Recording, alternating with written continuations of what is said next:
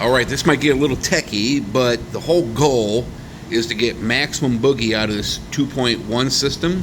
2.2 actually, but 2.1 out of this Fosi Audio BT30A Pro amplifier. And I think I found the problem. And I just ordered this 48 volt with 20 amps, i.e. 960 watt step up booster to run this amplifier. And let me tell you why I think it's the booster that was giving me headaches. For giggles and you know what's, I hooked up this one right here to the amplifier up here. Ran this one at 48 volts, and this has an 8 amp output. And you see how this is discolored? Keep that in mind. So what I was running was this amplifier here, which is the BT30A Pro with 300 watts times 2 at 36 volts. And I was running this amplifier, which is the BT30 Pro, you know, the 2.1 amplifier, on 48 volts with the same power supplies. So long story short, this is what happened. This booster right here, had sitting up here, was running this amplifier.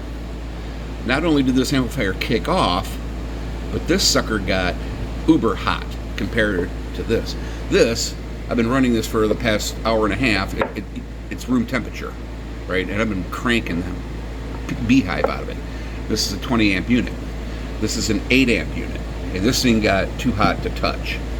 So my thought process is, this is an 8 amp unit. It's probably not even making 3 or 4. So what it does is it causes this amplifier to go into pissed off mode when you're cranking it up. And it makes sense. The second problem I ran into is when you're running 2 different amplifiers, the phase was out. I kid you not. You know how subwoofer amplifiers have phase? And I was cranking everything up and I was like, where's the bass? So what was happening was that it was canceling each other. These things were cranking, but I was losing bass. I was like, it doesn't sound that good. It sounds like you're on Mars, you know, kind of like, ugh.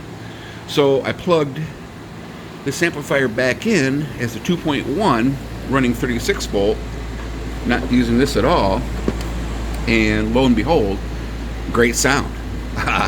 Everything's in balance and does pretty darn good. So what I'm going to do is, I showed you earlier, I'm going to get a 48 volt 20 amp unit, one of these, and see if that cures all my problems. I think it will. That's my hope. But I'm feeding it 20 amps, but at 48 volts, it might boost the power. It might not. I don't know.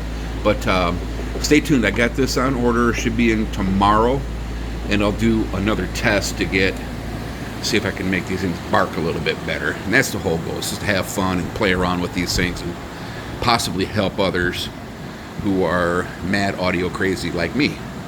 All right, stay tuned and let me know what you think, if I'm on the right track or totally out of my 55-year-old brain. All right, later.